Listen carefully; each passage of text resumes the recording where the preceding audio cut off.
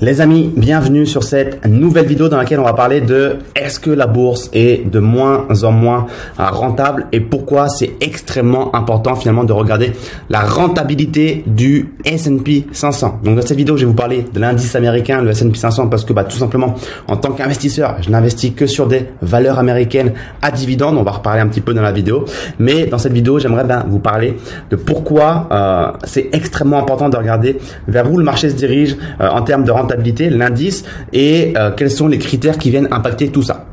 Donc la première chose que j'aimerais te montrer, c'est ce petit graphique ici. Tac, je vais réduire un petit peu ma caméra puisque ce n'est pas le plus important ici. Voilà. J'aimerais te montrer quelle est en fait la part d'importance des dividendes dans la performance du S&P 500, de l'indice. C'est vrai que les gens ne se rendent pas compte, mais les dividendes sont vraiment part intégrante de la performance d'un indice et on voit que la moyenne, long terme, depuis les années 1940, même 1930, pardon, c'est que les dividendes représentent 40% de la performance des indices. Donc clairement, l'indice américain et les autres indices aussi, je tire les traits, ne peut pas se passer de la performance des dividendes qui sont versés aux actionnaires puisque ça représente une grande partie de la performance. On voit qu'il y a des années où ça représente une très grosse partie. Ici, dans les années 40, la décennie des années 40, 67%, la décennie des années 70, 73%. Et au contraire, on voit qu'il y a des années où c'est plus faible, où les décennies 2010 et 2020, on est seulement qu'à 17 et 12%. Alors pourquoi? Tout simplement parce qu'en fait, c'est simple. Quand les marchés sont haussiers, qu'on est en bull market, et bien évidemment, les dividendes sont peu importants. Évidemment, ils sont cannibalisés finalement par les plus-values des valeurs qui sont en plein bull market et qui se valorisent, alors que lorsqu'on est en bear market, lorsqu'on est en plein crash, par exemple, lors des années 2000 ici, où on voit carrément on n'a pas fait de chiffres, on n'a pas montré de chiffres parce que il y a eu un gros crash et une grosse correction, donc les dividendes étaient beaucoup trop finalement importants dans la performance pendant cette décennie-là, mais en tout cas pendant les bear market, pendant les périodes de phase baissière de l'indice, les dividendes prennent largement le dessus. Mais sur la moyenne long terme, en tout cas, on est sur quelque chose qui est de 40% moyenne. Certaines études démontrent même un peu plus de 50%. Tout dépend encore une fois de la période de temps sur laquelle on regarde ça. Ok. Maintenant, on va regarder quelle est la moyenne de rentabilité du S&P 500. Donc pour ça, on peut aller sur ce site-là qui est très bien, qui nous montre la rentabilité au fur et à mesure des années et des décennies. Et on voit que la rentabilité actuelle du S&P 500 c'est 1,59%. Et que la rentabilité moyenne elle est de 4,29%. Donc on voit qu'on est quand même loin de la rentabilité moyenne du S&P 500 en ce moment puisqu'on est seulement qu'à 1,59%.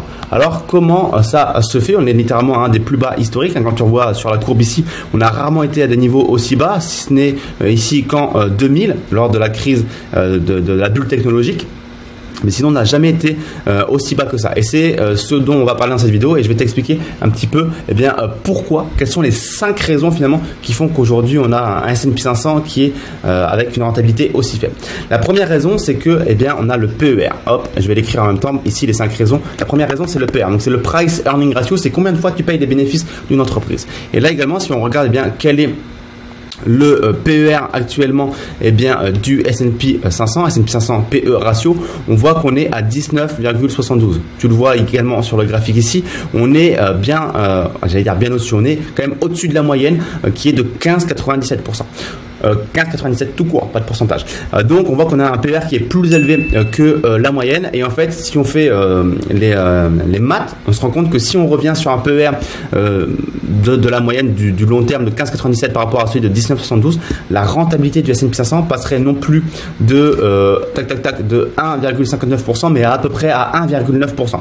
Donc on voit qu'on serait encore loin de la rentabilité moyenne du S&P 500 qui est de 4,29%. Donc en effet, le PER, le fait qu'il soit un peu plus élevé que la moyenne, long terme, c'est un des arguments. Mais c'est pas du tout le seul argument puisque on voit que même en ayant un PER moyen réactualisé, aujourd'hui on serait que à 1,9% de rentabilité. Ok. La deuxième raison, ça va être la capitalisation des entreprises aujourd'hui. Je vais noter seulement le terme capitalisation. Aujourd'hui, il faut savoir que, hop, je remonte un petit peu la caméra pour que tu me vois un peu mieux. Il faut savoir qu'aujourd'hui, le S&P 500 il est représenté en fonction du poids des entreprises. Donc, tu as des entreprises qui ont un très gros poids et tu as des entreprises qui ont un tout petit poids. Et en fonction de ça, ça va peser plus ou moins lourd dans l'indice du S&P 500. Et en fait, ce qu'il faut savoir, c'est que heureusement ou malheureusement, les plus grosses entreprises aujourd'hui du S&P 500 par capitalisation, ce sont celles qui versent le moins de dividendes par rapport à leurs bénéfices. Et je t'ai mis ici eh bien, la liste. Hop, je te réduis à nouveau ma caméra. Je t'ai mis ici la liste. Tac. Eh bien, pourquoi je ne peux plus remonter? Voilà. On voit qu'on a Apple qui verse seulement 0,67% eh bien, de dividendes.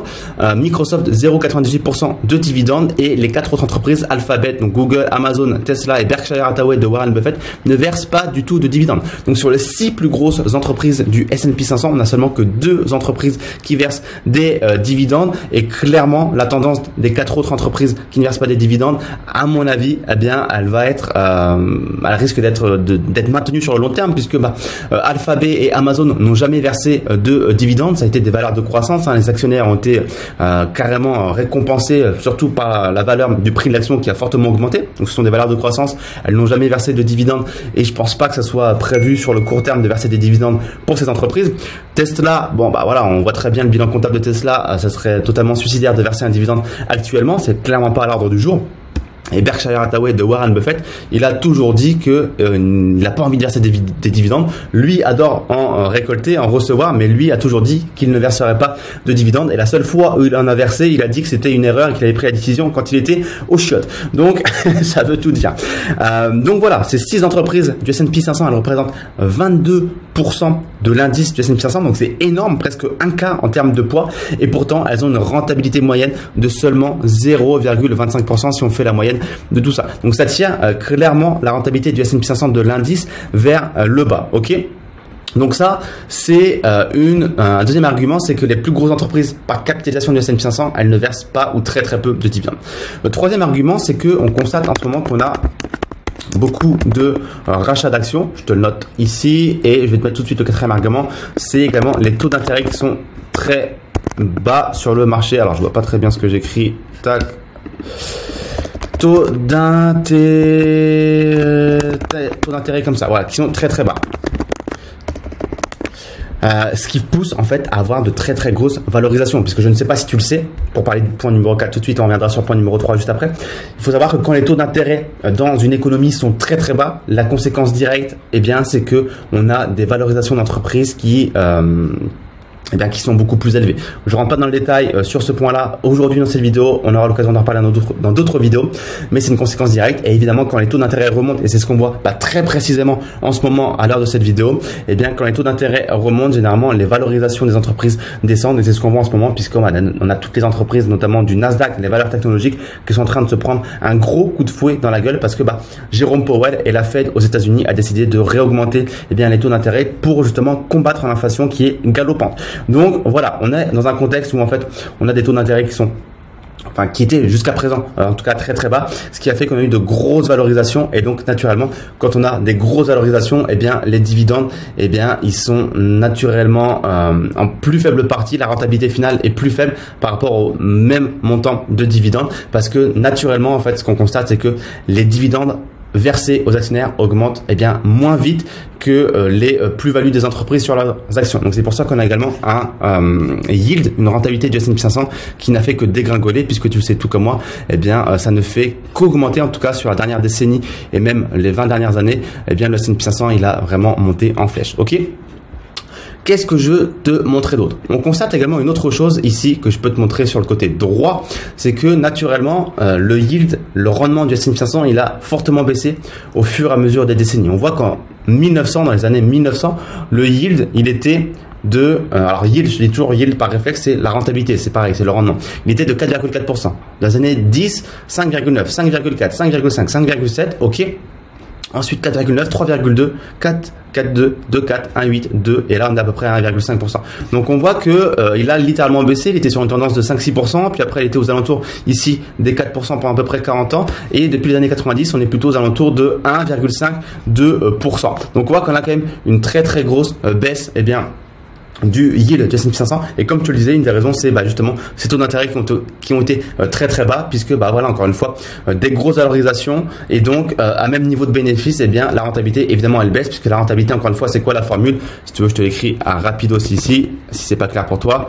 Une renta, c'est dividende divisé par prix de l'action. Donc si le prix de l'action il augmente à fond justement à cause d'un contexte de taux d'intérêt qui sont très très bas et qu'on a les mêmes niveaux de dividendes ou qu'ils augmentent beaucoup moins vite, eh bien la rentabilité naturellement, eh bien elle va baisser. Ok, si ça augmente et que ça c'est égal, et bien naturellement ici ça baisse. Ok, donc voilà, mais quand même ce qu'il faut noter c'est que pendant les années 40 et 50 on avait quand même un contexte de taux d'intérêt qui était bas et pourtant on voit que les yields ils étaient à 5,7% et 4,9%. Donc évidemment encore une fois les taux d'intérêt qui sont bas ce n'est pas que la seule raison, il faut encore une fois mettre en relief tout ça par rapport à tout le reste, la capitalisation, le PER, le rachat d'actions qu'on va évoquer dans un instant. Mais avant ça, voilà, je te fais un petit peu la vidéo décousue telle que les idées me viennent et telle que j'ai mes notes ci-dessous devant moi. Mais juste avant ça, je te donne quand même le cinquième argument qui est eh bien le payout ratio. Donc le payout ratio c'est quoi? C'est le pourcentage